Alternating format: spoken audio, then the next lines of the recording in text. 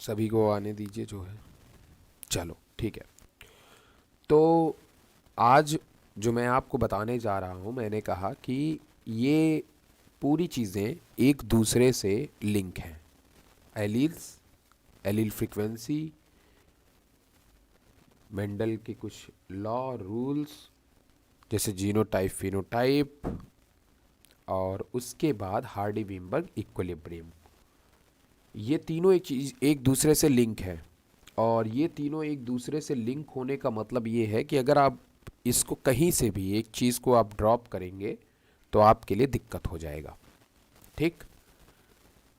मैं अच्छा हूँ और आप कोशिश करके अपने स्क्रीन की तरफ ध्यान दीजिएगा, क्योंकि मैं डिस्ट्रैक्ट हो जाऊँगा तो मैं उतनी अच्छी तरह ये टॉपिक आपको नहीं बता पाऊँगा। इसीलिए आप पहले इधर की तरफ फोकस रहिएगा, बिल्कुल कोई और बातचीत नहीं। चलिए, तो सबसे पहले देखिए क्या होता है कि आप लोग जब जेनेटिक्स पढ़ते हो तो जेनेटिक्स में आप लोग एक टर्म सुनते हो टर्मिनोलॉजी में, एलील्स। ठीक है। एलील्स और जीन, बहुत सारे बच्चे इन बीच में बड़े कंफ्यूज होते हैं, एलील्स और जीन के बीच में। ठीक है। तो सबसे पहले हमें क्या करना है कि एलील्स और जीन के बीच की कंफ्यूजन्स को जो है वो दूर करना है। तो मैं जो लाइन लिख रहा हूँ उस लाइन को आप अगर देख लेंगे तो आपकी कन्फ्यूज़न पहली बात दूर हो जाएगी। जैसे यहाँ पे मैंने एक वॉयलेट कलर के फ्लावर को लिया है और वॉयलेट कलर को फ्लावर को मैंने लिखा कैपिटल डब्लू, कैपिटल डब्लू। यहाँ पे भी एक हमने फ्लावर लिया हुआ है, लेकिन इस फ्लावर को मैंने लिखा कैपिटल डब्लू, स्मॉल डब्लू। दूसरी तरफ एक फ्लावर को हमने और लिया है और इसको हमने लिखा है स्मॉल डब्लू, स्मॉल डब्लू। आप सब इससे भली भांति परिचित हैं। उम्मीद है आपने इतनी जेनेटिक्स तो बड़े आराम से पढ़ी होगी और अच्छे से पढ़ी होगी, कोई दिक्कत नहीं होगी आपको। ठीक। यहाँ पे अगर मैं आपसे पूछता हूँ जीन के बारे में तो आप कहेंगे सर यहाँ पे जो हमारा जीन है वो है कैपिटल डब्लू, कैपिटल डब्लू। मैंने बोला जीन। यहाँ पे हमारा जो जीन है वो है कैपिटल डब्लू, कैपिटल डब्लू। यहाँ पे हमारा जो जीनोटाइप है वो है कैपिटल डब्लू, कैपिटल डब्लू। लेकिन अगर मैं आपसे कहूँ कि यहाँ पे आपका एलील क्या है तो आप इसमें से किसी एक को पिक करेंगे और आप बताएंगे कैपिटल डब्लू जो है ये यहाँ पे डोमिनेंट, डोमिनेंट और पर्पल एलील शो कर रहा है, पर्पल एलील शो कर रहा है। कहने का मतलब ये है कि ये डब्लू जो है वो एक एलील है। मतलब एक डब्लू जो है वो इसका क्या है, एलील है। एक डब्लू, दोनों डब्लू नहीं, एक डब्लू। एक डब्लू जो है वो इसके कैरेक्टर को डिफाइन कर रहा है, वो डोमिनेंट को शो करेगा, ये आपका एलील है। वहीं पे अगर आप स्मॉल डब्लू और स्मॉल डब्लू की बात करोगे तो स्मॉल डब्लू और स्मॉल डब्लू में आपका जो स्मॉल डब्लू है वो आपका एलील है, वो आपका एलील है, वो आपका एलील है for recessive white, for recessive white. तो सबसे पहले आप इस चीज़ को बहुत अच्छी तरीके से समझ लीजिए। ठीक। यहाँ पे अगर आपसे कोई बोलता है कि what is the phenotype of flower colour तो आप कहोगे कि यहाँ पे आपको फिनोटाइप में दो जो है वो वॉयलेट देखने को मिल रहे हैं और एक जो है वो आपको वाइट देखने को मिल रहा है। फिर मैं आपसे पूछूंगा कि जीनोटाइप कितने देखने को मिल रहे हैं तो आप बोलोगे 3 जीनोटाइप देखने को मिल रहे हैं। 3 डिफरेंट जीन्स इसमें देखने को मिल रही हैं, एक कैपिटल डब्लू, कैपिटल डब्लू, एक कैपिटल डब्लू, एक स्मॉल डब्लू और एक small W, small W. Genes और एलील के बीच में एक बेसिक डिफरेंस बता दूंगा, आप समझ में आ जाएगा। अगर आपको जीन में चेंज लाना है, ध्यान सुनिएगा मेरी बात, अगर आपको जीन में चेंज लाना है, पूरे जीन को बदलना है तो आपको क्या करना पड़ेगा कि उसके एलील में चेंज कर दीजिए, उसके एलील में चेंज कर दीजिए। मतलब कहने का मतलब ये है कि अगर आपको जीन में चेंज लाना है तो आप उसके एलील को चेंज कर दीजिए। एलील बोले तो अगर आप एक सिंगल को भी चेंज कर देंगे तो हमारा जीन जो हो जाएगा वो क्या हो जाएगा, चेंज हो जाएगा।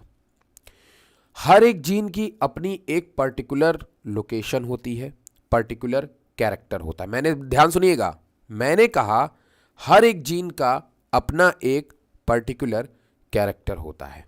जैसे आपको मैंने बताया कि कैपिटल डब्लू का अपना एक पर्टिकुलर कैरेक्टर है। समझ में आई मेरी बात कि नहीं? तो हर एक जीन का अपना एक पर्टिकुलर कैरेक्टर होता है।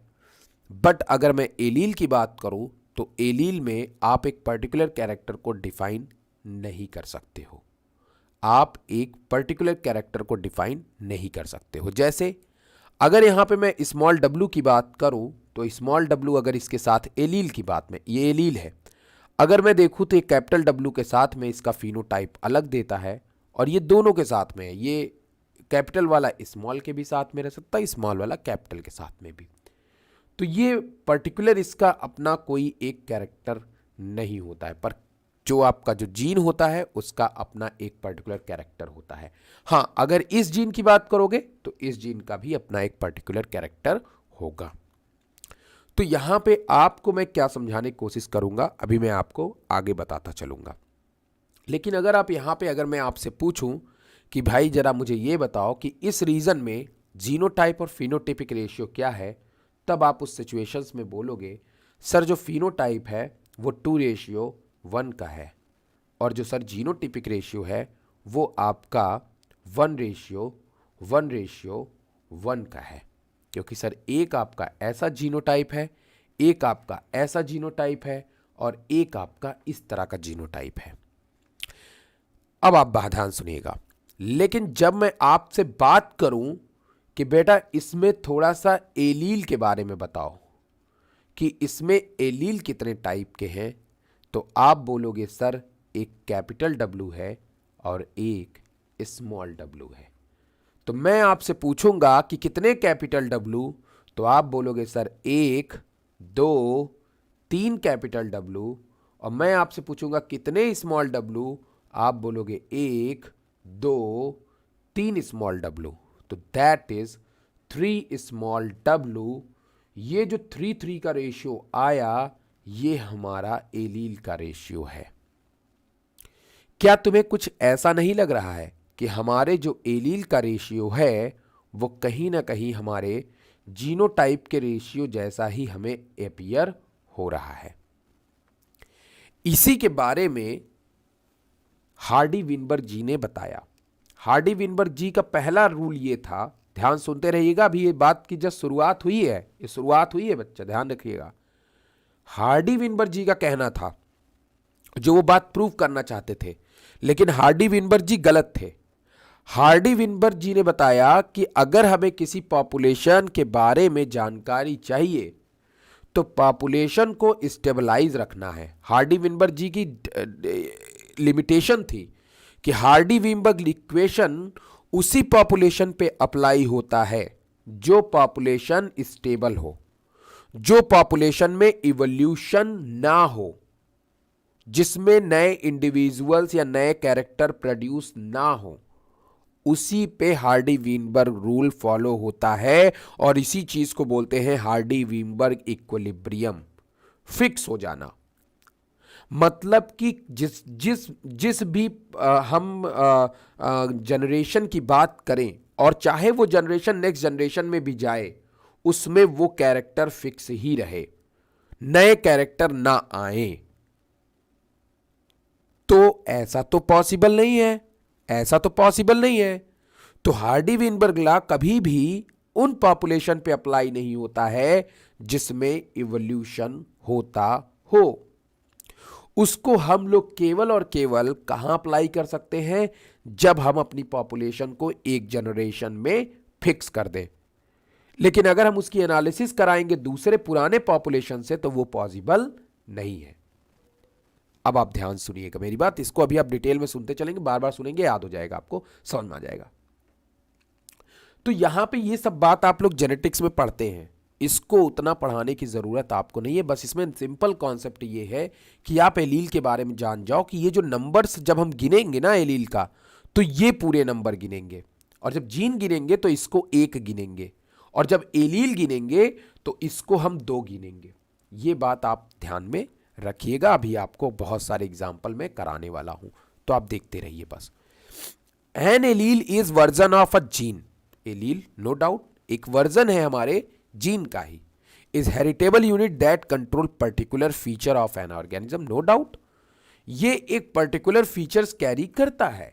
स्मॉल w कैरी करता है रेसेसिव वाइट को, और कैपिटल W कैरी करता है आपके, ठीक है।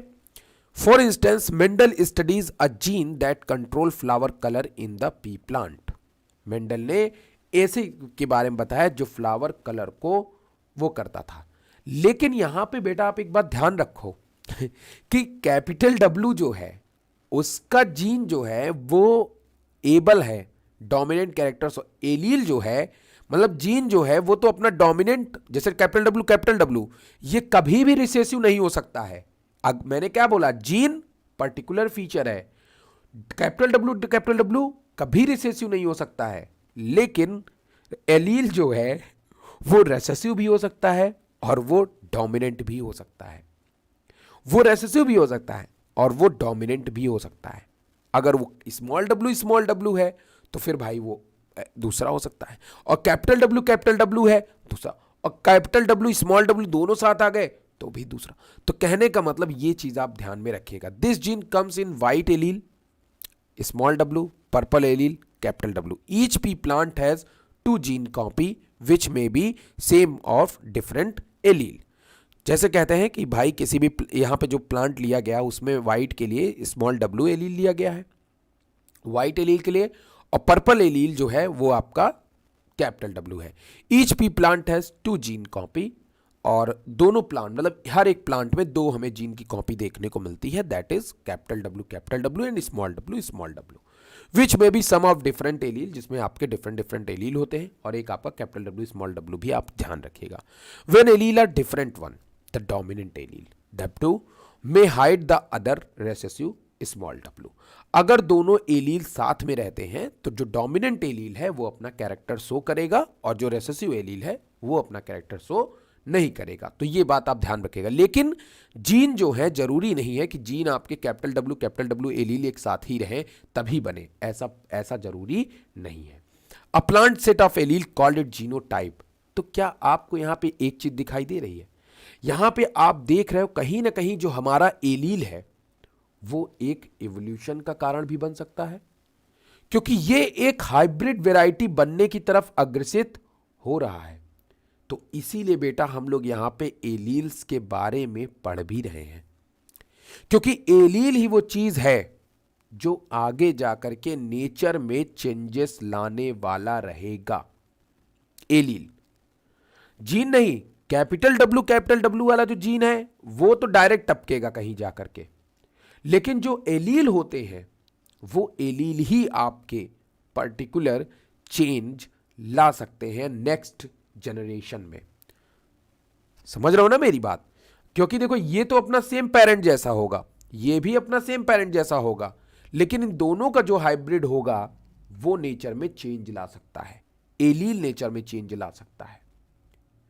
अगर आप कैपिटल W इस वाले एलील, मान लो ये अगर इसको क्रॉस कराओगे स्मॉल w से, तो ये जीन आपस में क्रॉस नहीं करेंगे।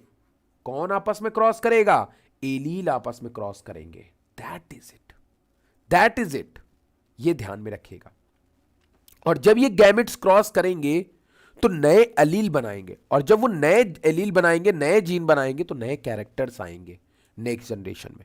यही चीज आपको यहां पे ध्यान में रखना है, ठीक। अब जो सेट होता है, जो सेट बनता है एलील का, उसी को हम लोग जीनोटाइप बोलते हैं, और वही डिटरमाइन करता है हमारा फिनोटाइप। मतलब genotype define phenotype, genotype define phenotype. तो इस बेसिस पे हम जीनोटाइप और फिनोटाइप निकाल लेते हैं। ये सब आप बड़े अच्छे से जानते हैं। अब आते हैं सीधे मुद्दे पे, एलील फ्रीक्वेंसी क्या होती है सर? ये तो एलील हो गया, लेकिन सर अब आप हमें बताइए कि एलील फ्रीक्वेंसी क्या होती है। अब इसको जरा समझिएगा। अगर मान लीजिए एक एग्जाम्पल के तौर पे, मैं कुछ नहीं करता, मैं बस सीधे जो है आपके सामने कुछ एग्जाम्पल रखता हूं। 1 मिनट रुके रहिएगा, 1 मिनट, मैं थोड़े से ब्लैंक स्लाइड ले लेता हूं, हर स्लाइड के बाद एक ब्लैंक कर देता हूं, रुको। चलिए, एलील फ्रीक्वेंसी, मैंने कहा कि मान लीजिए आपके पास में एक पॉपुलेशन है। अब इस पॉपुलेशन में, क्योंकि हार्डी-वेइनबर्ग लॉ पॉपुलेशन पर डिपेंड करता है, इसलिए हम पॉपुलेशन की बात करेंगे। मान लीजिए कि किसी एक पॉपुलेशन में कुछ जो है ए एलील मौजूद है, कुछ जो है स्मॉल ए एलील मौजूद है, ठीक है, कुछ ए एलील मौजूद है और कुछ स्मॉल ए मौजूद है। चाहे आप इनको डब्लू ले लो, चाहे आप इनको डब्लू ले लो, डब्लू ज्यादा एग्जाम्पल है तो आप डब्लू ले लो। अरे वारे गोले, और जहां बच्चा नहीं समझ में आएगा वहां हमें एक बार बता जरूर देना, ठीक है। मुझे पता है जहां जहां एलील ओलील का कॉन्सेप्ट नहीं क्लियर होगा पूछ लेना हमसे। चलिए देखिए इधर, मान लीजिए मेरे पास में कुछ कैपिटल डब्लू की पॉपुलेशन है, और मान लीजिए मेरे पास कुछ स्मॉल डब्लू की पॉपुलेशन है।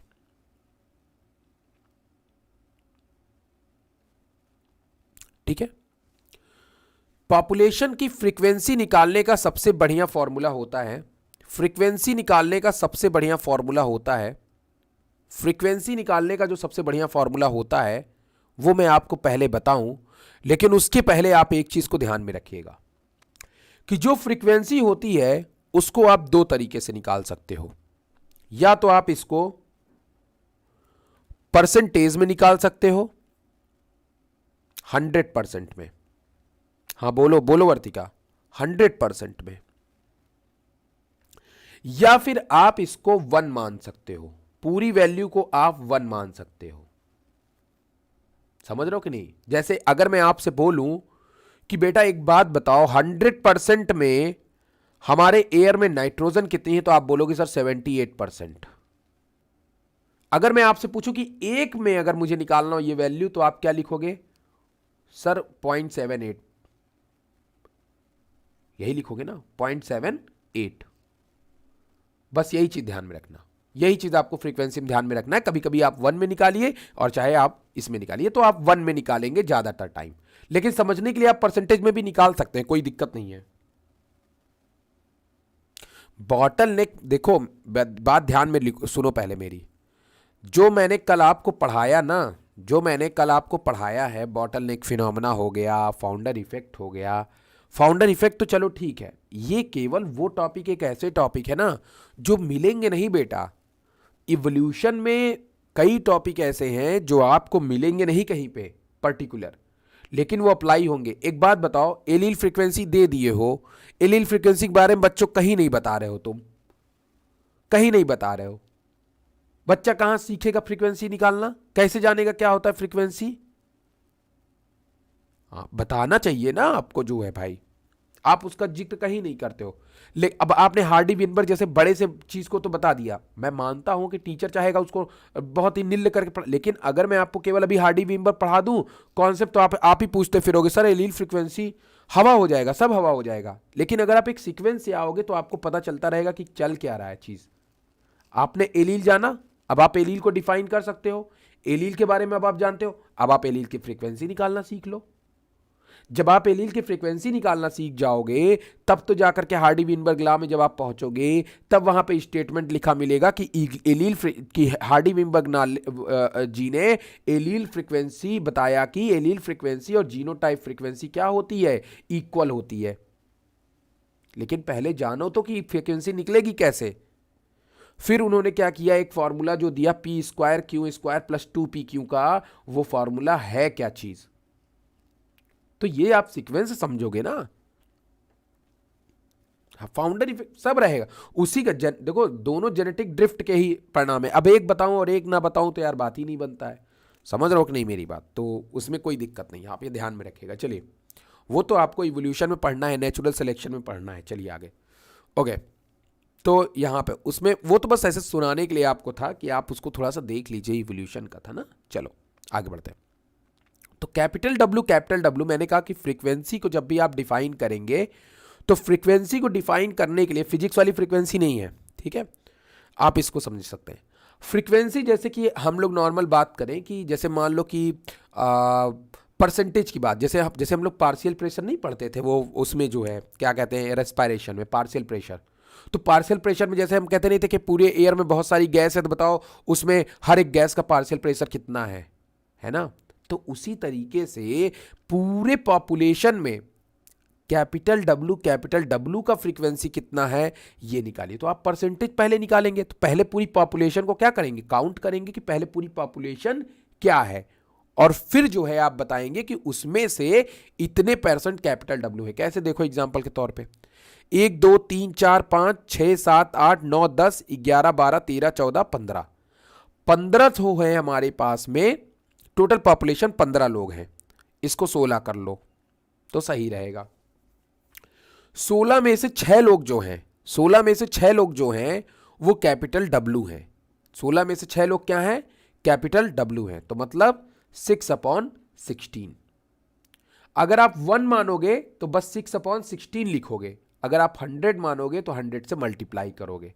लेकिन अगर आप वन ही मानना, आप हमेशा इसको 1 मानना, ठीक है, आप इसको हमेशा 1 मानना, ठीक, इतनी बात आप ध्यान में रखिएगा।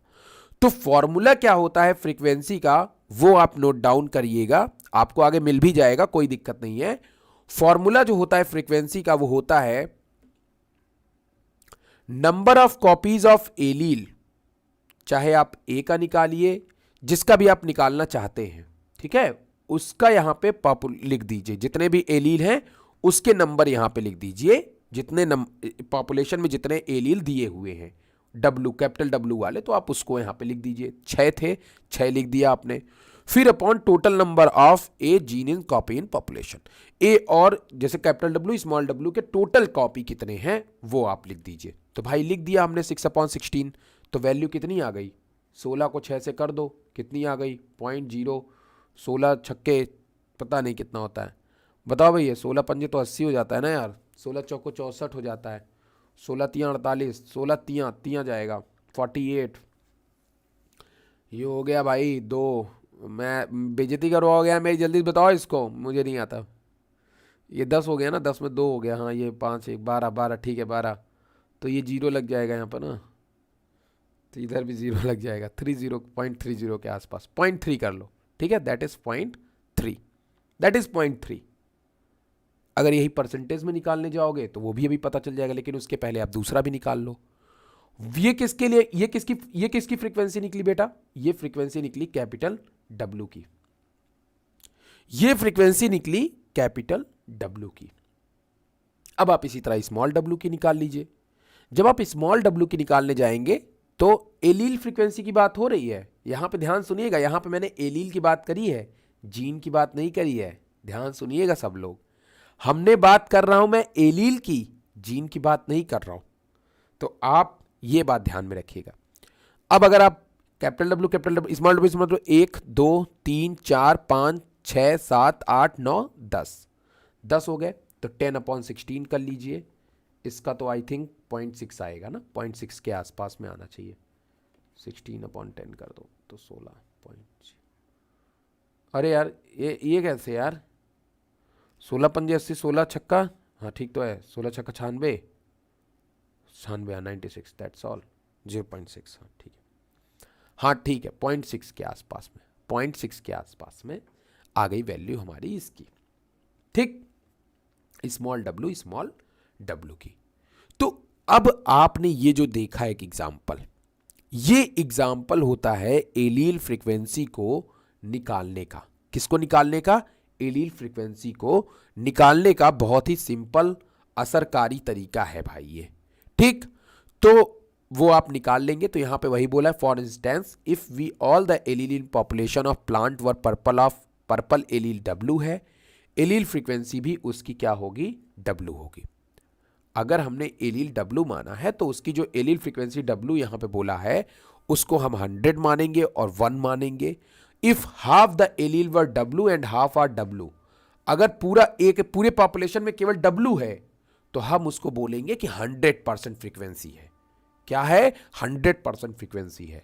लेकिन अगर कैपिटल डब्ल्यू स्मॉल डब्ल्यू 50-50 है, हाफ है, तो फ्रीक्वेंसी भी 50 और 50 होगी, या 50% को आप 0.5 भी लिख सकते हो अगर आप 1 मानते हो तो, अगर आप 1 में वैल्यू निकालते हो तो। अब आगे देखिए, अब यहां पे आपके सामने एक एग्जाम्पल मेंशन किया गया है। एग्जाम्पल को आप ध्यान सुनिए, मेरे बगल में डायग्राम है तो मैं डायग्राम में देख रहा हूं, बट मैं यहां पे सामने आपके सामने बनाता भी रहूंगा, ठीक है। देखिए यहां पे हमने एक तरफ जो है हम जो है पर्पल कलर का पी ले लेते हैं, तो मैं पी बनाऊंगा नहीं, मैं पर्पल कलर के डब्ल्यू लिख लूंगा, ठीक है। गोले बना देता हूं, गोले ज्यादा सही रहेंगे। एक मिनट। सभी बच्चों को इतनी बात समझ में आ रही जितना मैं बता रहा हूं? सभी बच्चों को आ रही है? बताइए भाई, सभी बच्चों को समझ में आ रही है ना? अभी थोड़ा थोड़ा जैसे जैसे बढ़ोगे थोड़ा थोड़ा दिक्कत आएगी, बट कोशिश करूंगा कि एकदम आसान से समझा दूं, ठीक है। सभी हमें कमेंट कर दो एक बार।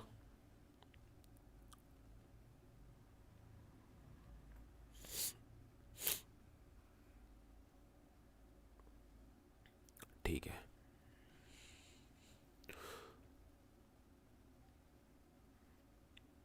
Capital W capital W capital W capital W, ये क्रॉस ऑलरेडी किया गया है तो इसमें आपको बस देख लेना है, करके टाइम नहीं वेस्ट करना है।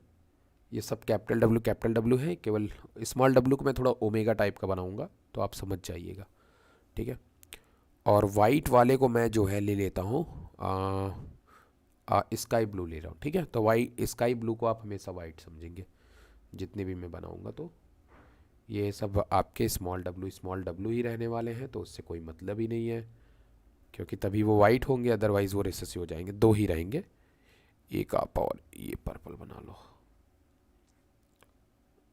ठीक है। चलिए अब देखिए, अब यहाँ पे हम एग्जाम्पल्स पढ़ते हैं। कहते हैं कि यहाँ पे हमने 9 पी प्लांट्स हमको जो है दिखाई दे रहे हैं। कितने पी प्लांट दिखाई दे रहे हैं?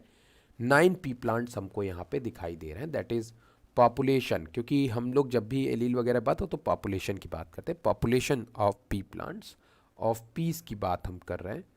कलर चेंज कर लेता हूं मैं। अब आप देखिए, यहां पे बोला है कि हमारे पास में 9 प्लांट की जो है पॉपुलेशन है, 9 प्लांट्स हमारे पास में है। If we look at 2 gene copies in each plant, अगर हम जीन के अकॉर्डिंगली चले and count up how many W copies, और एलील को गिने। ध्यान सुनिएगा, हम हर जीन में 2 एलील को गिनेंगे, मतलब हर एक पर्टिकुलर जीन में 2 एलील को गिनते हैं। तो 2 gene copies in each plant, count up how many W copies are present. How many are W copies are present, तो कितने डब्ल्यू है काउंट करो। कैपिटल डब्ल्यू कितने हैं? 1 2 3 4 5 6, एलील क्यों गिनना है ना, बताया था ना। 7 8 9 10 11 12 13, that is 13, that is 13। If we count how many small w copies are present, we find that there are 5. तो हमें देखने को मिलेगा कि यहां पे ये 5 है। 1 2 3 4, 5 कहां से है भाई? कहीं तो मिस्टेक हुआ है एक। 5 2 2 4 हो, अच्छा एक सॉरी यहाँ पे एक ही रो मेगा बनाया। 5, ठीक है, हाँ अब सही है, 5 हो गया। चलो ठीक है, that is 5। If we count how many small w copies that are present, we find that there are 5. यहां पे ये हमारे पास में 5 है। The total number of gene copies in the whole population, अगर हम पूरे पॉपुलेशन की बात करें तो हमारे पास में जो इस तरीके की जीन कॉपीज हैं वो कितनी है तकरीबन? वो है हमारे पास में 13 + 5। टोटल हमारे पास में है 18। टोटल हमारे पास में है 18। समझ रहे हो कि नहीं मेरी बात? दैट इज वन एलील, जो कैपिटल डब्ल्यू इसके जीन की 2 कॉपी है, समझ रहे हो कि नहीं। और अगर इसके एलील की बात करोगे तो कैपिटल डब्ल्यू। यहां पे हमने देखा हमारे पास कितनी कॉपी, 1 2 3 4 5 6 7 8 9 10 11 12 13 कॉपी हमें यहां पे देखने को मिलती। कितनी कॉपी देखने को मिली, 13 कॉपी हमें देखने को मिली कैपिटल डब्ल्यू की, और 5 कॉपी हमें देखने को मिली स्मॉल डब्ल्यू की। ठीक है, बात समझ में आ रही सबको। अब हमने क्या किया कि इन जीन कॉपीज को जो हमने यहां पे लिया हुआ है, हमने इनको काउंट कर लिया, तो हमारे पास में टोटल 18 कॉपीज हमें मिली। We can divide number of copies of each allele by the total number of copy and get allele frequency by convention. कहते हैं हम क्या कर दें कि अगर जितनी कॉपी हमें जिसमें मिली हुई है, हम उसको टोटल वाले से क्या कर दें, अपॉन कर दें, वही पुरानी चीज। तो अब हम यहां पे आपको टोटल फॉर्मूले के हिसाब से अगर चलेंगे, तो फ्रीक्वेंसी को हम लोग बोलते हैं, फ्रीक्वेंसी को हम लोग शो करते हैं स्मॉल पी से। किससे, स्मॉल पी से, that is small P. Small P is equal to, हम पहले कैपिटल डब्ल्यू का निकालेंगे, और हम स्मॉल पी बोले तो फ्रीक्वेंसी, किसकी फ्रीक्वेंसी, सॉरी एक मिनट रुके रहना,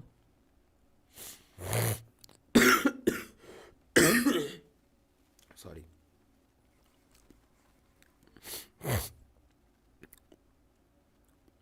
देखिए इधर, अगर आप यहां पे स्मॉल पी को, सॉरी यार मैं स्मॉल पी नहीं लिख पा रहा हूं, एक मिनट तो कह रहा ना, फ्रीक्वेंसी को हम लोग स्मॉल पी, मैं रोज ऐसा बना देता हूं तो आप समझ जाना। Frequency small P of capital W is equal to 13/18, जैसा फॉर्मूला मैंने लगाया था। तो दैट इज वैल्यू जो आई हमारे पास 0.72, या फिर हम लोग इसी को लिख सकते हैं 72%। Okay fine. अब अगर मैं आपसे बोलूं कि फ्रीक्वेंसी ऑफ क्यू, सॉरी एक मिनट,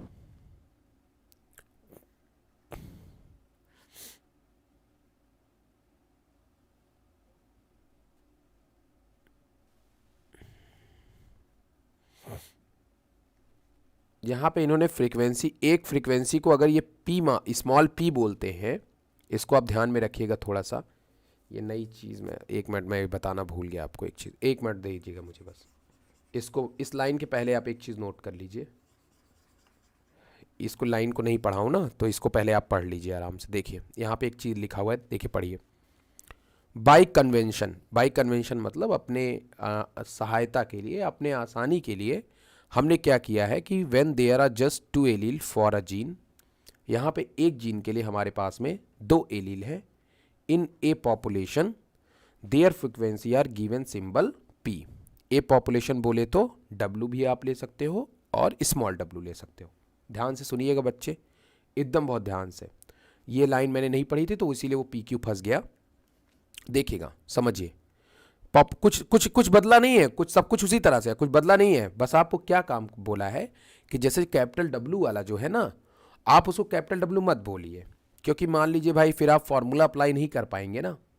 अगर मैं मान लो कि अगर जैसे हम लोग बोलते हैं 2 केले, तो आप केले की जगह पे के ले लेते हो ना वैल्यू, समझ रहे हो कि नहीं मेरी बात। मेरे कहने का मतलब आप पूरा तो नाम कभी नहीं लिखते हो हर चीज़ का, आप पावर को POWER थोड़ी नहीं लिखते हो, कि लिखते तो नहीं लिखते हो ना, सिंबलाइज करते हो कि नहीं करते हो।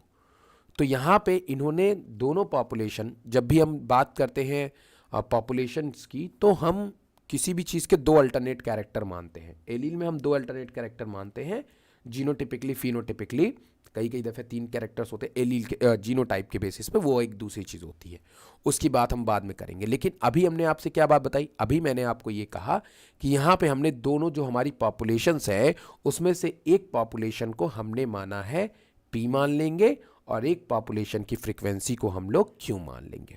ठीक है, तो जैसे अगर हम W पॉपुलेशन का निकालेंगे तो W पॉपुलेशन के लिए हमने जो है फ्रीक्वेंसी को क्यों माना, फ्रीक्वेंसी को क्या माना, हमने P माना, फ्रीक्वेंसी को क्या माना, हमने फ्रीक्वेंसी को P माना बेटा, ठीक है, फ्रीक्वेंसी को P माना और हमने वैल्यू निकाली 13/18, काट दिया, आ गई वैल्यू 0.72, ठीक। और ये सब आपको समझाने के लिए है, केवल सब आपको समझाने के लिए, ध्यान सुनिएगा। वहीं पे अगर आपसे कोई बोलेगा दूसरे पॉपुलेशन की फ्रीक्वेंसी स्मॉल w की, तो स्मॉल w पॉपुलेशन की फ्रीक्वेंसी हमने मान ली क्यों, और यही हार्डी वीनबर्ग वाला पी क्यू है, ध्यान रखिएगा, ये हार्डी वीनबर्ग वाला पी क्यू है, भूलिएगा नहीं। ये आ गई आपकी, कितना है स्मॉल, चलो जल्दी से बताओ क्यू की फ्रीक्वेंसी कितनी निकलेगी, बताओ जल्दी से कमेंट सेक्शन में बताओ क्यू की फ्रीक्वेंसी कितनी निकलेगी भाई, क्यू की फ्रीक्वेंसी बताओ जल्दी से, क्यू की फ्रीक्वेंसी जल्दी से बता दो हमें, चलिए चलिए जल्दी जल्दी बताइए, जल्दी बताइए, जल्दी बताइए, जल्दी बताइए भाई, जल्दी बताइए।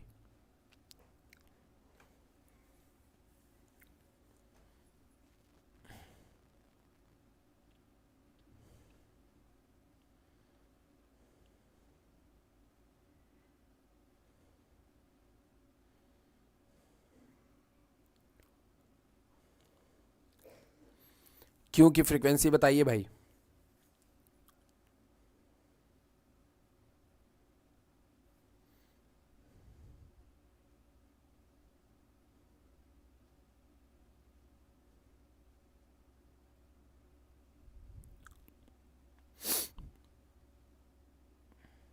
बड़ा टाइम लगा रहे हो यार,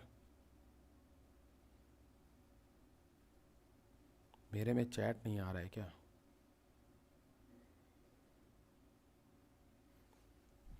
चलो 0.28 कितना है, 0.28 आएगा, जो इसकी फ्रीक्वेंसी आएगी दैट इज 5/18, 5/18 की अगर आप वैल्यू निकालोगे, कितने हैं, क्यों, मैंने कहा नहीं आप आराम से नहीं निकाल लोगे, फ्रीक्वेंसी का फॉर्मूला तो मैंने आपको बताया ही कि आपकी फ्रीक्वेंसी कितनी दी हुई है, फ्रीक्वेंसी के फॉर्मूले में आप पहले नंबर ऑफ एलील कितने हैं, मैंने कितने गिने थे, 1 2 3 4 और 1 5, तो कितने हैं हमारे पास, 5 हैं, और 5 अपॉन आप क्या कर दोगे, 18 कर दोगे, टोटल नंबर ऑफ पॉपुलेशन कितनी है, 18 ही तो है, तो 1 2 3 4 5 6 7 8 9 10 11 12 13 14 15 16 17 18 ही तो है ना, तो 18 में से 5 क्या है हमारे स्मॉल w है, तो आपने यहाँ पे फ्रीक्वेंसी को काट दीजिए, वैल्यू आ जाएगी 0.28, कितनी आ जाएगी,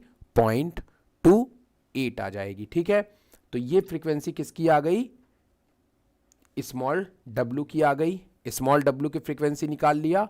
एक पॉपुलेशन में अगर आपसे कोई बोलेगा कि स्मॉल w की फ्रीक्वेंसी क्या है, तो आप बोलोगे 0.28, और अगर आपसे कोई बोलता है कि पॉपुलेशन कैपिटल W की फ्रीक्वेंसी कितनी है, तो आप बोलोगे 0.72।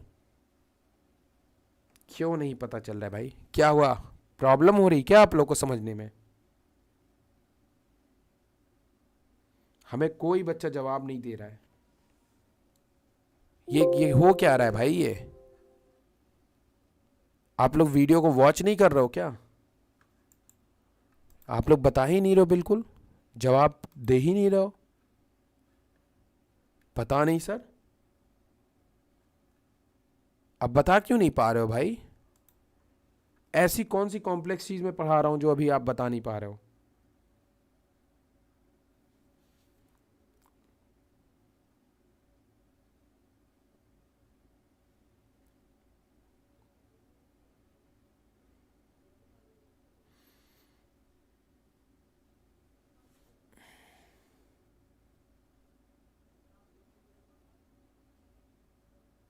हाँ भाई 0.3, ठीक है कोई दिक्कत नहीं, मतलब लेकिन इसमें क्या प्रॉब्लम क्या हो रही है आपको, आपको प्रॉब्लम कौन सी हो रही है, प्रॉब्लम मेरे हिसाब से तो आपको नहीं होनी चाहिए,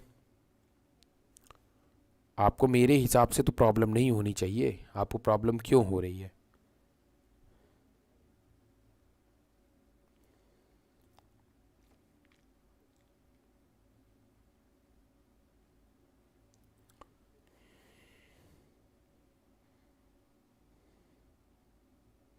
और सारे बच्चे क्यों नहीं जवाब दे रहे हैं? हमेशा समझ में नहीं आ रहा है क्या आपको?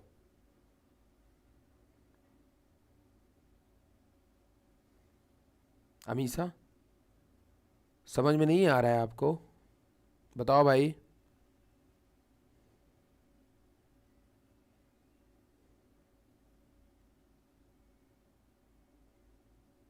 तो इतना टाइम क्यों लग रहा है आपको? मैं एकदम से आसान से सवाल का आपको जवाब पूछ रहा हूँ, काफ़ी टाइम आप लोग लगा दे रहे हो भाई। ऐसे कैसे काम चलेगा? और ये तो अभी सिंपल सी चीज़ है यार, अभी कॉन्सेप्ट को जोड़ना है। अगर आप शुरू में लय को ख़राब कर दोगे तो नहीं मज़ा आएगा ना। देखो, मैंने आपको दो चीज़ पढ़ाई। सबसे पहली चीज़ तो आपने जाना एलील क्या है, दूसरी बात आपने जान लिया कि एलील फ्रिक्वेंसी को कैसे निकालेंगे। ठीक है, अब मेरा कॉन्सेप्ट, मेरा मोटो केवल इतना था कि आप एलील फ्रिक्वेंसी को निकालना सीख जाइए बस। ठीक, अब मैं आपको बताऊंगा।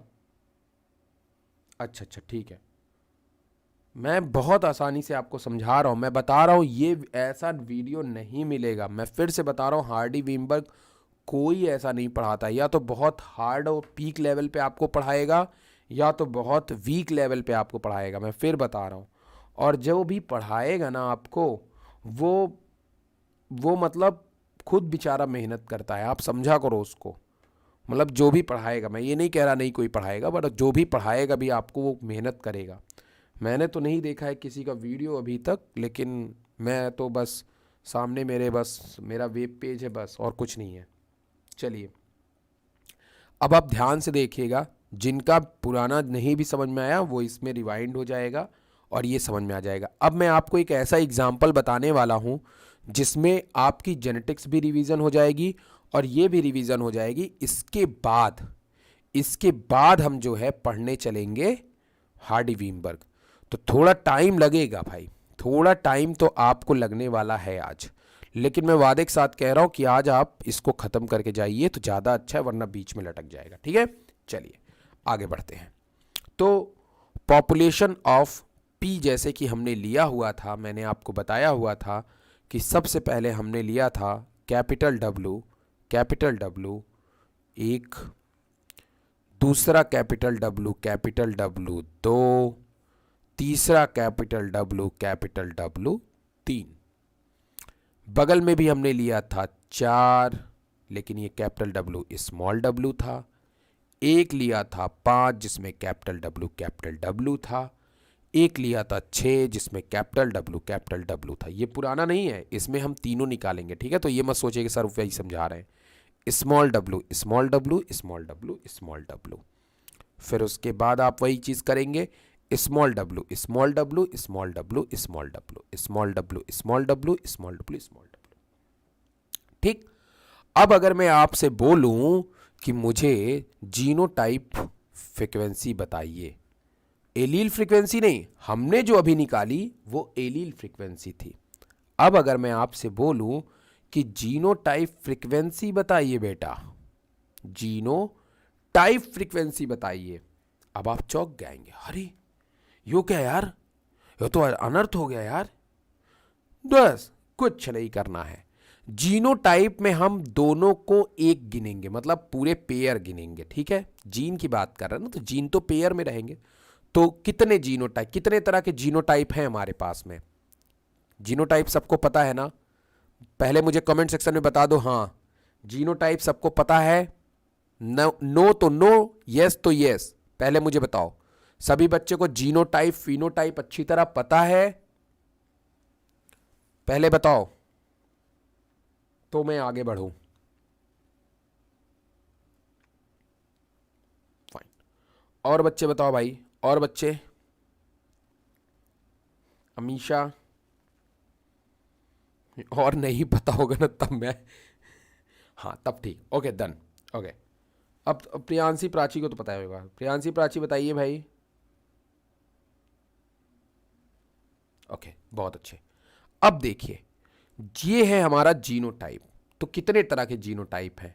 एक, देखो नंबर एक बात, इस तरह कितने हैं? कैपिटल डब्ल्यू कितने हैं? तो मैं लिख ले रहा हूं। ठीक है, सबसे पहले मैं लिखूंगा जीनोटाइप में फ्रीक्वेंसी ऑफ कैपिटल डब्ल्यू। इसमें पीक्यू नहीं लिखना है, पीक्यू एलील में है, केवल एलील में। ठीक है, इसमें बस लिखेंगे फ्रीक्वेंसी ऑफ कैपिटल डब्ल्यू। और capital W is equal to, पहली चीज टोटल कितने हैं बेटे, टोटल है हमारे पास में 9, क्योंकि हम अब कपल की बात कर रहे हैं, कपल की बात कर रहे तो जीन की बात कर रहे तो जीन कपल में रहेंगे, दैट इज 9, आप 9 लिख लो, दैट इज गुड। अब इसको आप अपॉन कर लो। अब आप बताओ हमें कि कितने कैपिटल डब्ल्यू हैं, तो 1 2 3 4 5, 5 तो है, 5 ही है, 6 होने चाहिए थे। ओह, ये कैपिटल डब्ल्यू कर लो, इसको कैपिटल डब्ल्यू कर लो, ठीक है। 6 टोटल कितने हो गए, 6। तो फ्रीक्वेंसी कितनी निकलेगी, मैं वैल्यू लिख दे रहा हूं 0.67। आगे देखते हैं। अब इसी तरह से आप और भी जीनोटाइप जान रहे हैं, अभी तो कैपिटल डब्ल्यू स्मॉल डब्ल्यू का देखोगे। तो frequency of capital W small W is equal to 1, एक ही तो है, तो 1/9 इज इक्वल टू 0.11। अभी जितना मजा आ रहा है ना, अभी सजा बनेगा। मतलब ये तो आसान है, ये आसान है, मतलब बस इसमें मेंटली आपको पकड़ना है, इसमें थ्योरेटिकली आसान है ये, ओ सॉरी न्यूमेरिकली आसान है, ये दिमागी से पकड़ना है। दिमाग से जिसने स्टेटमेंट पकड़ लिया उसने हार्डी-विंबर्ग लॉ और इवोल्यूशन पकड़ लिया। अब देखो, ये सब तो जेनेटिक्स पढ़ा रहा हूं, ये आप जानते रहो, आप फ्रीक्वेंसी जानते रहो। कोई भी आपसे पूछे एलील फ्रीक्वेंसी, बहुत हार्डी-विंबर्ग बात करते हो, एलील फ्रीक्वेंसी बताओ, दन्न से बताओ एलील फ्रीक्वेंसी। और तब एलील फ्रीक्वेंसी बताओगे जब आपको जेनोटाइप फ्रीक्वेंसी भी आएगी, फिनोटाइप फ्रीक्वेंसी भी आएगी, सारी और फ्रीक्वेंसी निकालने का तरीका सिंपल है मेरे भाई। जैसे आप जीनोटाइप फिनोटाइप निकालते हो, उसमें टोटल पॉपुलेशन से अपॉन करना है, बात खत्म। इसमें कौन सी बड़ी बात है, बस यही तो समझना है।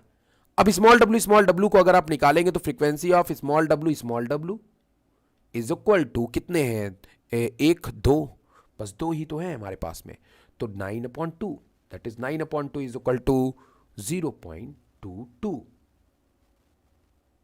टोटल को काउंट करोगे तो टोटल काउंट करने पे 1 आएगा, टोटल काउंट करने पे 1 आएगा, ये आप भी जानते हो, हम भी जानते हैं। फाइन, अब चलो अब आगे देखते हैं। अब आगे देखते हैं यहां पे आगे की तरफ, नेक्स्ट फिनोटाइप फ्रीक्वेंसी।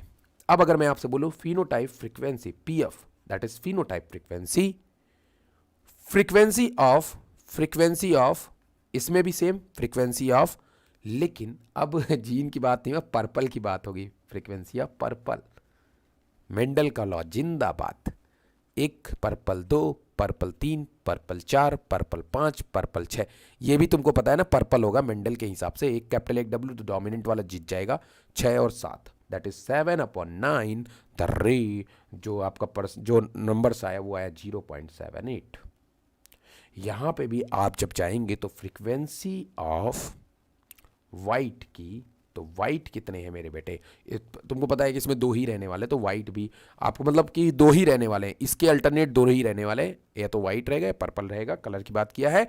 तो यहाँ पे फिनोटाइप में 2 आप ले, 2 ठीक है, 2, तो 2/9 इज इक्वल टू 0.22, जोड़ोगे तो 1 ही आएगा, दैट्स ऑल।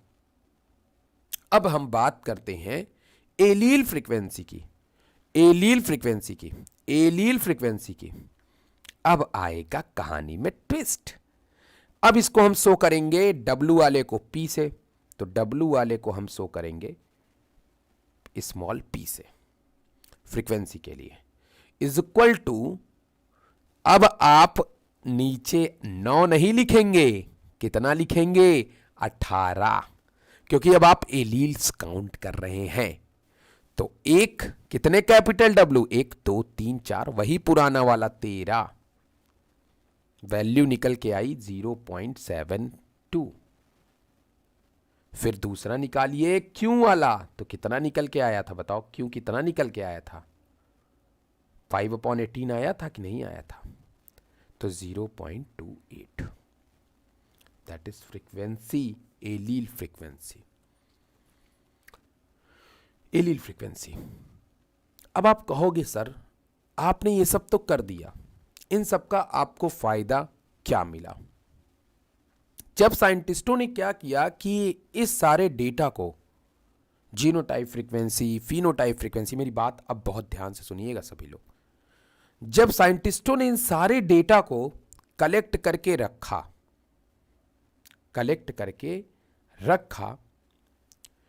तो नेक्स्ट जनरेशन को जब इन्होंने ग्रो कराया, नई जनरेशंस को, तो नई जनरेशंस में, नए पी प्लांट में ये रेशियो बदल गए। नए प्लांट में ये रेशियो क्या हो गए? चेंज हो गए। जीनोटाइप फिनोटाइप फ्रीक्वेंसी की बात नहीं कर रहा हूं मैं बात कर रहा हूं एलीलिक फ्रीक्वेंसी की। ध्यान सुनिएगा बेटा, जो बात मैंने बोला वो सुनिए आप। मैंने कहा कि मेंडल के अगर हम लोग रूल से चलें, ध्यान सुनिएगा, मेंडल के रूल से अगर हम चलें तो फ्यूचर में जो नए प्लांट बन रहे हैं उनका जो एलीलिक फ्रीक्वेंसी है वो क्या हो गया? बदल गया। और जब एलीलिक फ्रीक्वेंसी बदलेगा तो जाहिर तौर पे तुमको पता है कि उसका जीनोटाइप फ्रीक्वेंसी भी बदलेगा, और अगर जीनोटाइप फ्रीक्वेंसी बदला तो फिनोटाइप फ्रीक्वेंसी भी बदलेगा। मतलब कि नेचुरली ये बात परफेक्ट हुई कि जब इवोल्यूशन होता है तो एलील फ्रीक्वेंसी में चेंज आता है, जिससे कि उसके जीनोटाइप में फ्रीक्वेंसी में चेंज आता है, फिनोटाइप फ्रीक्वेंसी में चेंज आता है, और बंच में इवोल्यूशन होता है नए कैरेक्टर्स का। ध्यान सुनना मेरी बात। हम यहां पे अगर बोले कि एक पॉपुलेशन में एक आदमी के अंदर इवोल्यूशन हुआ, वो आदमी कितना रिप्रोडक्शन करेगा? खुद सोचो, उसकी पीढ़ियां बनने में कितना टाइम लग जाएगा। लेकिन सोचो कि अगर इवोल्यूशन पूरी पॉपुलेशंस में कैरेक्टर्स चेंज हो जाएं और कई पॉपुलेशन में कई लोगों में वो चेंजेस आए, तो नई पॉपुलेशन में चेंजेस बढ़ सकते हैं। ध्यान सुनना मेरी बात। इसकी कोई बात नहीं कि 10 में हो या 1 में हो, मैं उसकी बात नहीं कर रहा हूं। मैं बात इस चीज की कर रहा हूं कि हमने जो फ्रीक्वेंसी को मेजर किया उसमें एलील फ्रीक्वेंसी अलग थी, और जब उसके बाद हमने नई जनरेशंस में देखा तो एलील फ्रीक्वेंसी अलग थी। और हमने एलील फ्रीक्वेंसी को क्यों मेजर किया? हमने एलील फ्रीक्वेंसी और आप बोलोगे ना कि सर हमने एलील फ्रीक्वेंसी को ही क्यों लिया? हम बोल देते कि जीनोटाइप फ्रीक्वेंसी में चेंज हो रहा है। ना बेटा ना, क्योंकि देखो यहां पे मेरी बात समझो। Capital W is a genotype frequency. ये चेंज नहीं ला सकता है। चेंज लाएगा ये वाला, ये चेंज लाएगा, ये जिसके साथ जाकर के जुड़ेगा, मिलेगा, फ्रीक्वेंसी में चेंज लाएगा। अगर ये छोटे वाले के साथ जाके जुड़ता है तो ये रेसेसिव बना डालेगा, वाइट कर डालेगा फ्लावर। और अगर ये कैपिटल वाले के साथ जाके जुड़ा तो फिर उसको हाइब्रिड बना देगा, उसके जीनोटाइप को चेंज कर देगा। देखो ये बात तो ध्यान में रखो कि फिनोटाइप सेम रहेगा, लेकिन जीनोटाइप तो खराब हुआ ना। उस फ्लावर के अंदर कुछ तो आएगा ना, कैरेक्टर दूसरा आएगा। समझ रहे हो कि नहीं मेरी बात?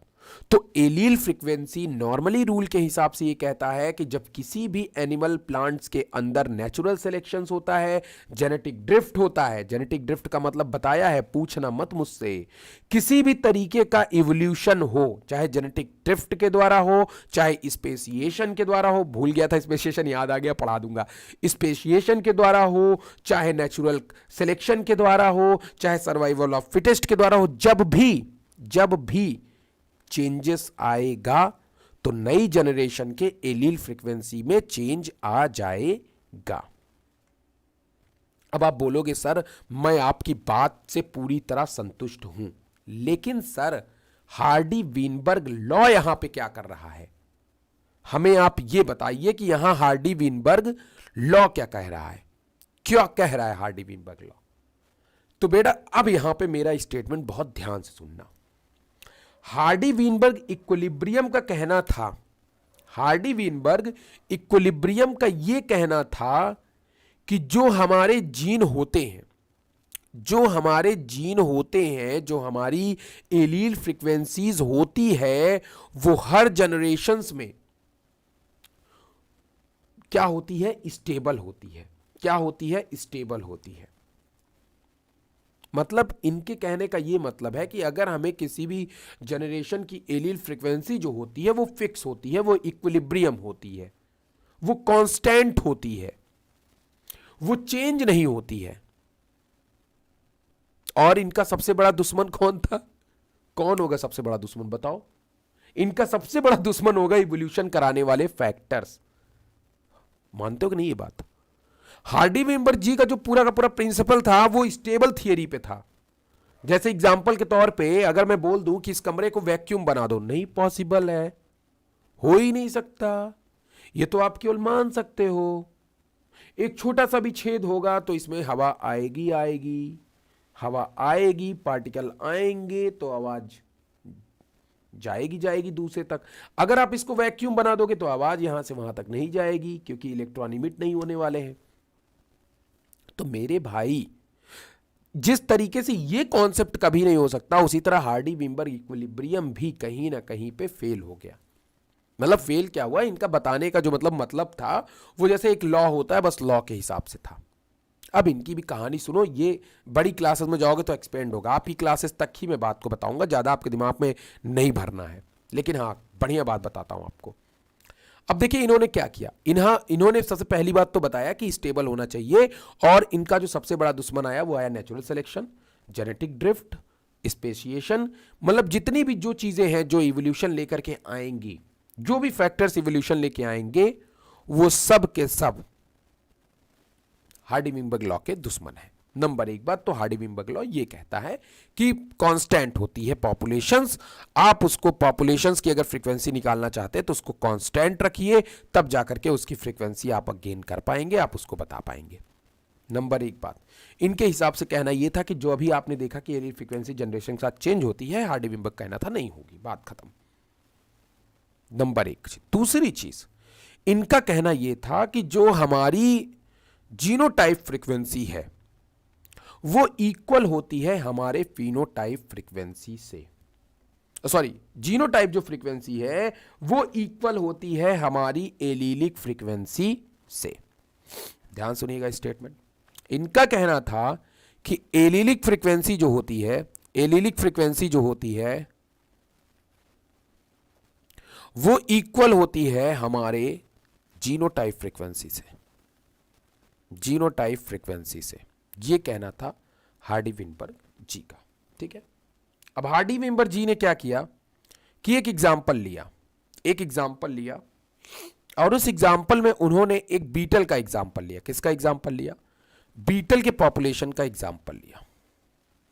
बीटल पॉपुलेशन का एक एग्जाम्पल लिया, या ले लीजिए, आप खुद ले लीजिए भाई, हार्डी वीनबर्ग जी को बीच में क्यों घसीट रहा हो।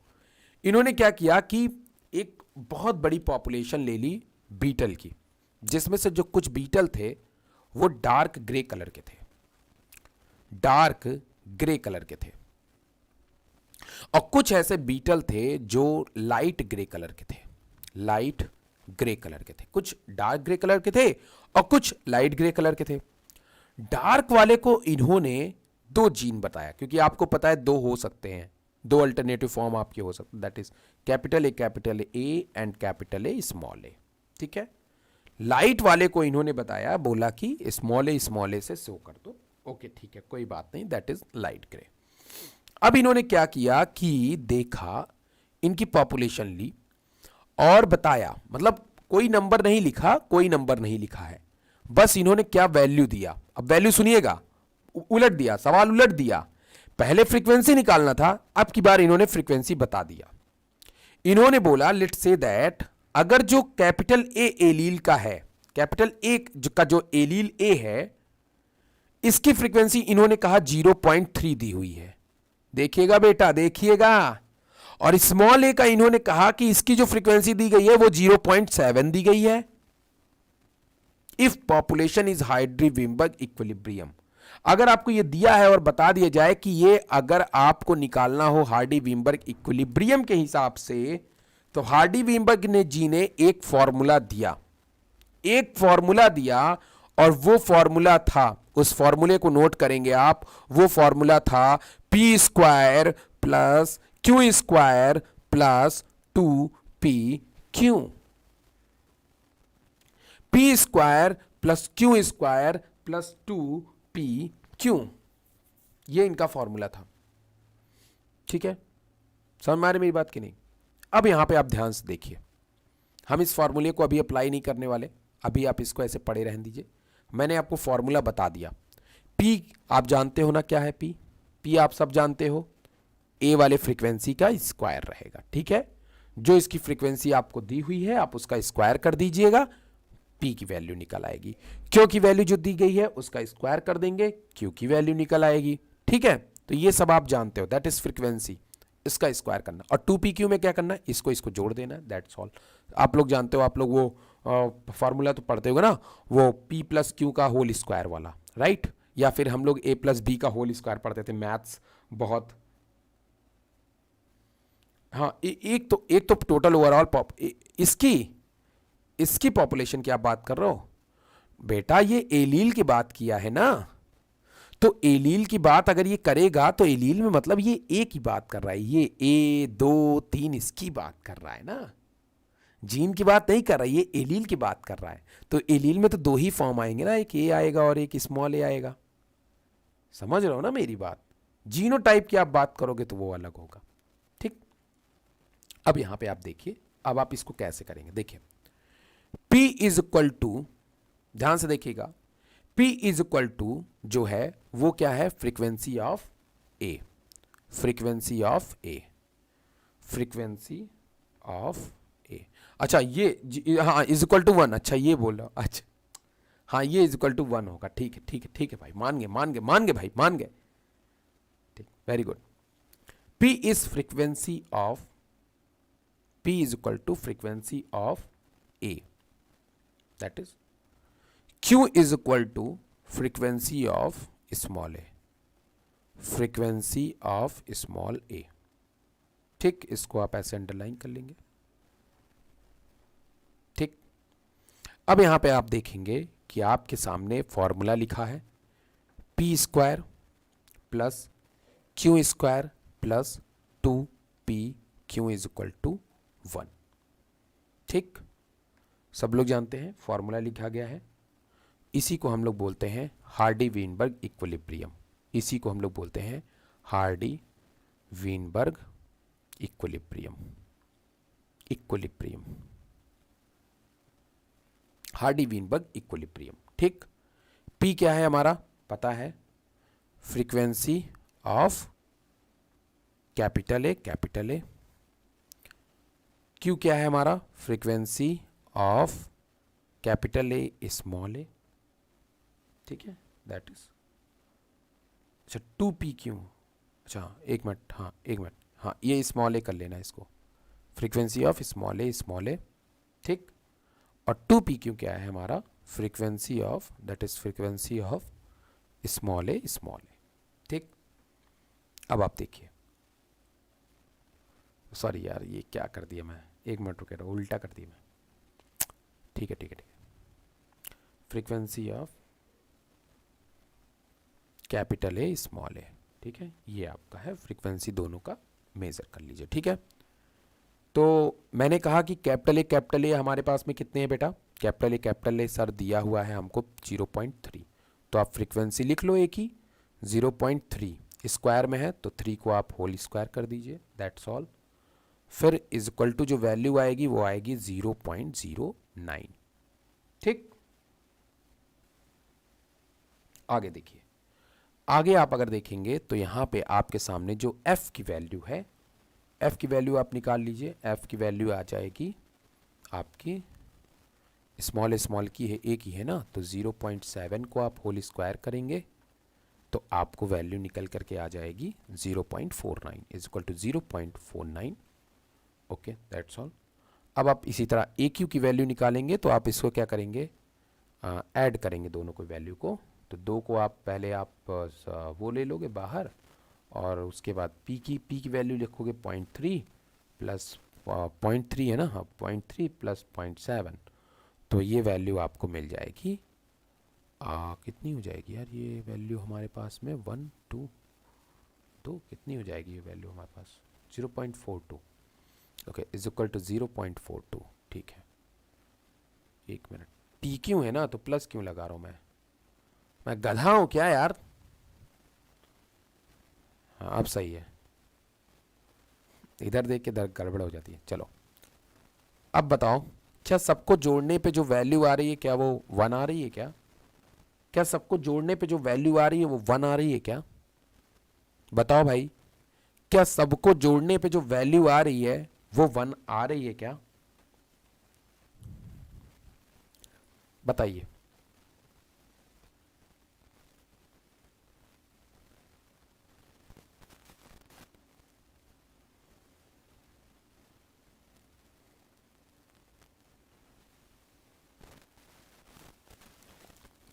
बताइए।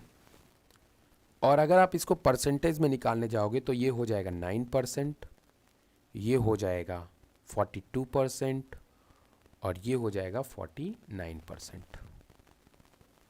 क्या सभी को जोड़ने पे वैल्यू 1 और या 100 आ रही है क्या? बताओ भाई, हमें जल्दी से बताओ खटाखट।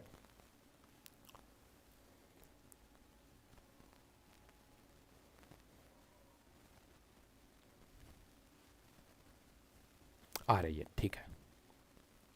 अब देखिए, अब अगर मान लीजिए कि आपको प्रेडिक्ट करना हो, मान लीजिए कि आपको प्रेडिक्ट करना हो, हमें ये एक एलील फ्रीक्वेंसी मिल गई है, ठीक है। अगर आपको प्रेडिक्ट करना हो तो आप प्रेडिक्ट ये करोगे कि सर हम आपकी बात से सहमत हैं और हम ये प्रेडिक्ट करते हैं कि ये फ्यूचर में जा करके इवोल्यूशन करेंगे। आप तो सही हो जाओगे, बट हार्डी विनबर्ग जी नाराज हो जाएंगे, हार्डी विनबर्ग जी नाराज हो जाएंगे। समझ रहे हो कि नहीं मेरी बात? हार्डी विनबर्ग जी नाराज हो जाएंगे। आप अगर जो है हार्डी विनबर्ग जी के कॉन्सेप्ट से चलोगे तो इनके कहने का मतलब ये था कि किसी भी स्टेबल पॉपुलेशन के अंदर, ध्यान सुनिएगा, किसी भी स्टेबल पॉपुलेशन के अंदर जो हमारी एलील फ्रीक्वेंसी होती है वो कांस्टेंट होती है। वो इन्होंने दिखाया कि वो ना तो 1 से ज़्यादा कम नहीं हो रही है, जो भी पॉपुलेशन की फ्रीक्वेंसी है वो हमेशा 1 ही रहती है। फिर उसमें चाहे जो एलील बने, चाहे जैसा एलील बने, हमें उससे मतलब नहीं है। वो जो एलील फ्रीक्वेंसी है वो हमेशा आपकी 1 बनी रहती है, वो हमेशा इक्विलिब्रियम ही रहती है। ये बात कहना था हार्डी विनबर्ग इक्विलिब्रियम लॉ का, और वो सामने आया। अगर आप एक तरफ इसकी फ्रीक्वेंसी को 2 करोगे तो इधर 8 हो जाएगा, और जैसे आप इधर 2 करोगे इधर 8 हो जाएगा। फ्रीक्वेंसी फॉर्मूला यहां पे अप्लाई करोगे, वैल्यू आ जाएगी। यस भाई, ओके ठीक है, तो आप पॉइंट में परसेंटेज में वैल्यूज निकाल लोगे, कौन कितने परसेंट एलील फ्रीक्वेंसी है आप बड़े आराम से बता दोगे। तो ये बात आप ध्यान में रखिएगा कि कितने परसेंट उसमें आपके ए वाले हैं, कितने परसेंट उसमें आपके क्या हैं, ये सब आप बता सकते हो। ऐसी बात नहीं कि आप उसको नहीं बता सकते हो। समझ रहे हो कि नहीं? अब अगर इसी न्यूमेरिकल को अगर आप आगे बढ़ा दो, एक एग्जांपल के तौर पे अगर आप इसी न्यूमेरिकल को थोड़ा सा आगे बढ़ा दोगे, तो मैं आपसे कह दूं कि मान लीजिए कि अगर हमारे पास में टोटल पॉपुलेशन जो थी वो 80 थी। अब लो, ये तो मुसीबत खड़ा कर दिए सर। अगर मैंने कहा कि नीट नहीं पूछेगा आपसे, अगर नीट पूछता भी तो आप डरिएगा नहीं।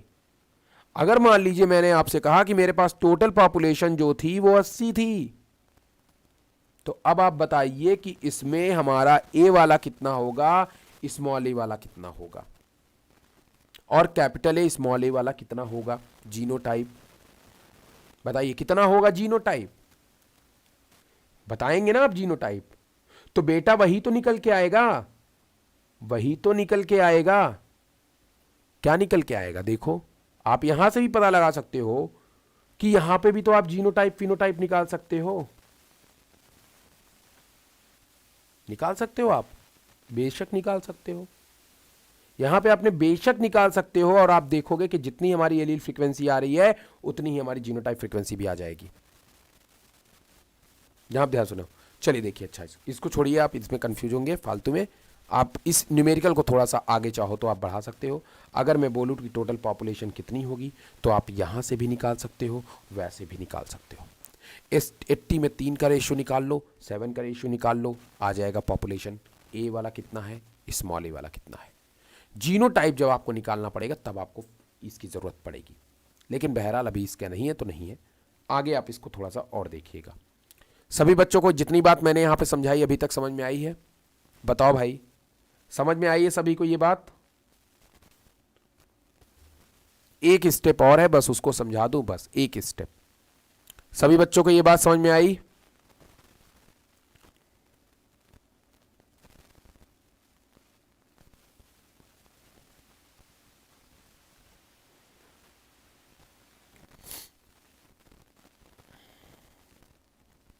फाइन। अब आइए हम थोड़ा सा इसको दूसरे वे से लगाने की कोशिश करते हैं। ये तो हार्डी वीनबर्ग लॉ हो गया।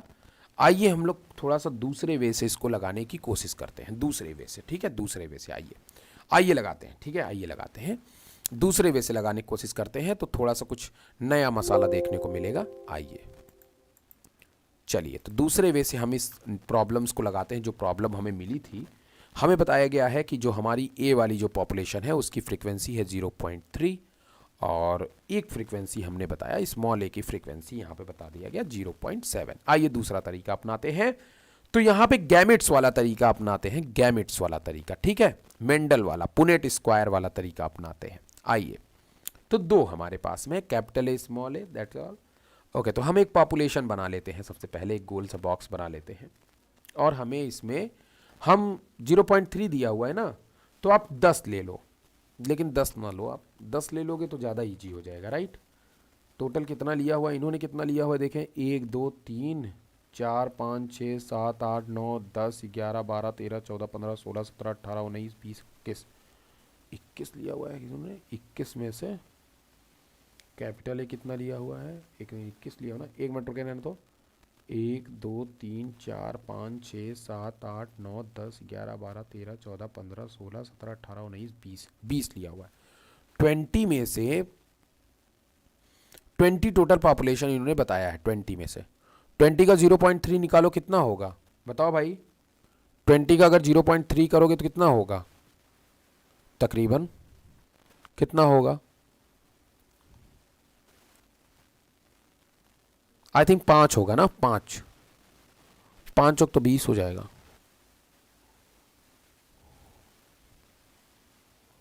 5 6 6 6 6 6 तो ज़्यादा, 6 6 6 का 6 6 का 6 में हो जाएगा, 6 होना चाहिए। 6 से चलो 6 ठो ए बना लो, ठीक है। 6 ठो कैपिटल ए बना लो और स्मॉल ए बना लो बाकी। तो 14 ठो आप स्मॉल ए बना लो। 1 2 3 4 5 6 7 8 9 10 11 12 13 14, यही तो होगा ना। 20/3 कर दोगे 0.3। अरे यार मेरी मैथमेटिक्स इतनी घटिया क्यों है यार। 3 को अपॉन 20 कर लो यार। हाँ तो कट तो गया, 3 छंगे 18, ठीक है 6 कर लो, सही है।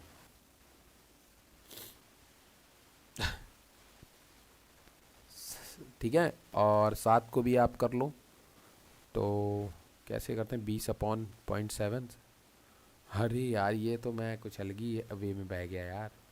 एक मैं कर क्या रहा हूँ। बताओ भाई, सही है? सही है ये रेशियो जो बनाया मैंने? मुझे यार हेल्प करो मेरे भाई, हेल्प करो मेरी। ठीक है, हाँ ठीक है, चलो 0.3 हो गया, ठीक है 0.7। ये रेशियो आपको समझ में आ रहा होगा, मुझे पता है समझ में आ रहा है। इसका मतलब ये है कि इसमें जो हमारा है, इसमें हमारा 60% जो है वो, सॉरी 60 बोल रहा हूँ, 30% जो है वो स्मॉल ए वाला हिस्सा है, और जो 30% के बाद जो 70% हिस्सा है वो हमारा इसका है, 70% है। यस राइट तो है, 70% ही तो है, दैट्स ऑल। ओके ठीक है, तो यहाँ पे हमने लिया हुआ है, एक पॉपुलेशन लिया हुआ है और इसकी फ्रीक्वेंसी हमें पता है। फ्रीक्वेंसी जो हमें है, ए की हमने 0.3 लिखी हुई है और स्मॉल ए की हमने 0.7 लिखी हुई, ये हम जानते हैं। ठीक, अब तुम्हें पता है कि अगर ये हैं जो एलील आपके हैं, हम इन्हीं को एक गैमेट्स मान लेते हैं, दैट इज़ वन गैमेट। इस कैपिटल ए एक गैमेट है और स्मॉल ए एक गैमेट है। ठीक है, हम दोनों को गैमेट मानते हैं और इनकी रैंडम मेटिंग कर देते हैं। मैंने यही तो आपको बताया था ना, शुरुआत करिए, याद करिए एलील को कि एलील चेंज लाता है। मैंने आपसे कहा कि दोनों में रैंडम मेटिंग हो गई, मतलब किसी से किसी के भी साथ में मेटिंग हो सकती है, उसका हमें मतलब नहीं है। रैंडम मेटिंग हुई तो भैया हम पुनेट स्क्वायर बना लेते हैं, एक पुनेट स्क्वायर बना लेते हैं। और जब पुनेट स्क्वायर हमने बना लिया तो पुनेट स्क्वायर, अब आप कहोगे सर ये तो पूरा जेनेटिक्स से पढ़ाएंगे क्या। पुनेट स्क्वायर बनाने के बाद एक तरफ आप कैपिटल ए वाले को रख लो, ठीक है, 0.3 फ्रीक्वेंसी वाले को, और एक तरफ स्मॉल ए वाले को रख लो 0.7 फ्रीक्वेंसी वाले को, और दोनों के बीच धड़ाधड़ क्रॉस करा दो, that is A and that is small A. Cross हुआ, कैपिटल ए आया। एक मिनट, ठीक है, तो वैल्यू कितनी आ गई 0.3, और 0.3 की वैल्यू कितनी आ गई बेटा 0.09। अरे सर ये तो चमत्कार हो रहा है सर, ये कैसे निकल गया सर, ये तो हार्डी-विनबर्ग वाला हो गया सर। यही तो कह रहा हूँ बेटा, कुछ बदलता नहीं है, सब कुछ वही होता है। उसके बाद इन दोनों क्रॉस 7 त्रिक 21, कैपिटल ए स्मॉल ए कितना बन गया 21। फिर से करा लो, small a capital A small a का कराओ, कैपिटल ए स्मॉल ए का कराओगे तो 0.7 है ना, 7 त्रिक 21। ओहो सर ये तो फिर से 21 बन गया सर, 2 2 21, 0.21 सर। ओह सर ये तो 42 हो गया, ये भी तो आया हुआ था सर, 42 भी तो आया था आंसर में। हद है सर, आप तो पूरा वही वाला रेशियो ला दिए। अभी एक चमत्कार बचा हुआ है, स्मॉल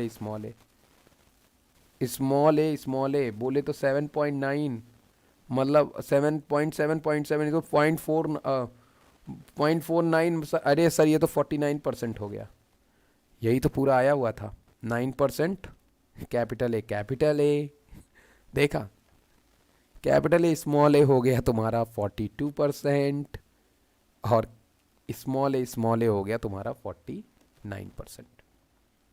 अब आप बोलोगे सर ये सब तो चलिए ठीक है, लेकिन सर आपने जो बताया मुझे वो बात से मैं एग्री हूँ। आप यही बोलोगे ना, सर आपने जो बताया उस बात से मैं एग्री हूँ, लेकिन हार्डी-विनबर्ग जी के एक लॉ जो अभी आपने स्टेटमेंट पढ़ा था कि genotype frequency and phenotype and allelic frequency same होगी, तो सर आप उसको ज़रा सा दिखाइए।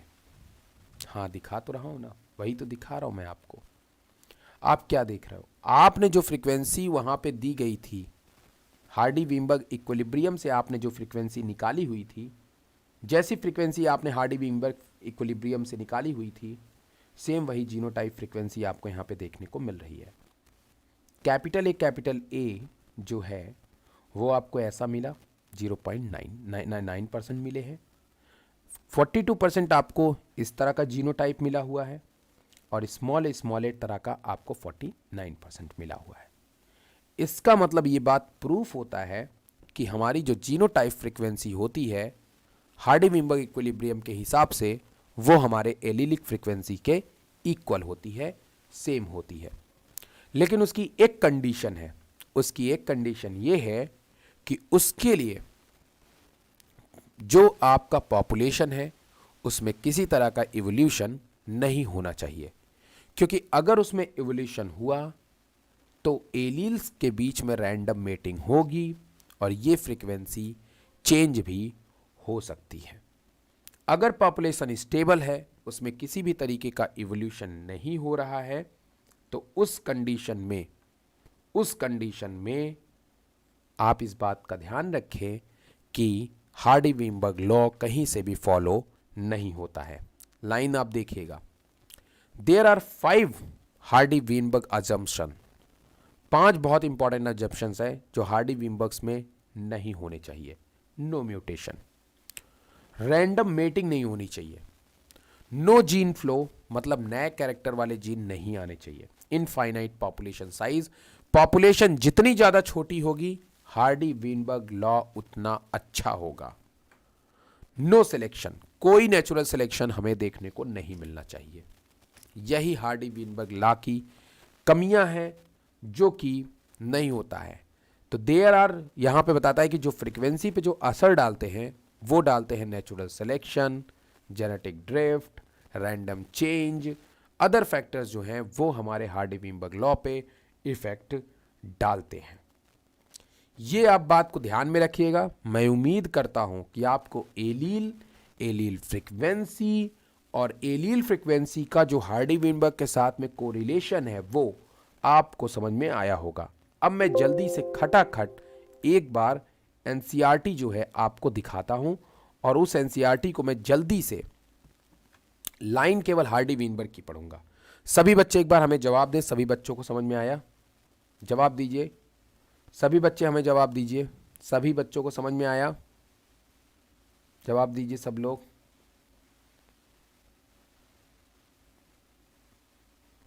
कहाँ गया यार वो इवोल्यूशन वाला चैप्टर, कहाँ चला गया?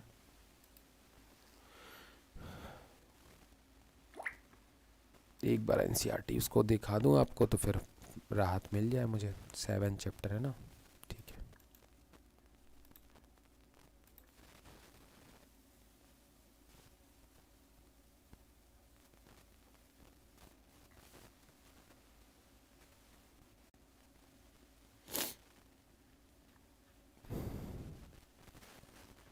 चलिए देखिए, अब एक बार हार्डी वीनबर्ग को आप देखिए।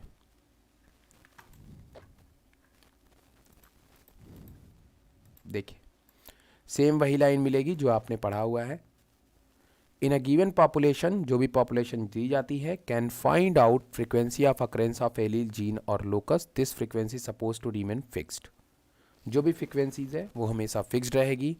सेम थ्रू द जनरेशंस, हर एक जनरेशंस में हार्डी वीनबर्ग लॉ का यही कहना था। इन्होंने एक हार्डी वीनबर्ग लॉ जी ने, मतलब हार्डी वीनबर्ग प्रिंसिपल में आपको एक अलजेब्रिक इक्वेशंस बताया गया, वही पी क्यू स्क्वायर वाला। दिस प्रिंसिपल से दैट, ये प्रिंसिपल कहता है allele frequency in population are stable.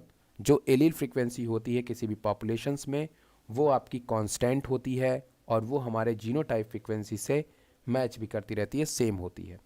The gene pool, total gene and their allele of population remain constant. जैसा कि मैंने आपको बताया कि जीन पूल बोले तो जो नए नए जीन्स हमारे हैं वो बिल्कुल इनमें फिक्स होते हैं, इनमें नए जीन्स नहीं आते हैं। इनमें मतलब जीन पूल का मतलब होता है कि जैसे मैं हूं ना, तो मेरे पूरे पॉपुलेशंस का जो जीन है, जो पूरा का पूरा टोटल ओवरऑल जो जीन के टाइप्स हैं वो हमारे जीन पूल्स होते हैं। तो भाई जब चेंज नहीं होना है तो जीन पूल भी क्या होगा, बिल्कुल सेम टू सेम ही रहेगा। This is called genetic equilibrium. इससे जेनेटिक में कोई चेंज नहीं आएगा और इसी को हम लोग जेनेटिक इक्विलिब्रियम भी कहते हैं। Sum total of all allelic frequency that is one is individual, sum total of blah blah blah blah. आप आगे पढ़िएगा, आपको ना समझ में आए तो आप मुझसे आके कहिएगा। उम्मीद है पसंद आया होगा। सभी बच्चे हमें एक बार कमेंट सेक्शन में बता दीजिए। बस अमीशा बेचारी चली गई, चलिए ज़्यादा लोग हो नहीं तो मैं आज चलता हूँ। Tata bye bye, good night, अपना ख्याल रखिएगा। वीडियो नहीं समझ में आया होगा एक बार और देखिएगा, और ये वीडियो अभी पब्लिक हो जाएगा कुछ ही देर में, क्योंकि ये अच्छा वीडियो है तो मैं इसको तुरंत पब्लिक करूँगा। और समझ में आया भाई, इससे थोड़ा सा दिल को थोड़ा रिलैक्स पहुँचा, और आप पूरे स्टेटमेंट को पढ़िएगा। फिर हम लोग शुरुआत करेंगे ब्रीफ अकाउंट ऑफ एवोल्यूशंस की। पढ़े हुए हो एक बार और बताऊंगा। ज्योग्राफिकल टाइम स्केल की बातें होंगी, मज़ेदार बातें होंगी। कल फिर मिलेंगे। Tata bye bye, good night, ख्याल रखना अपना जो है।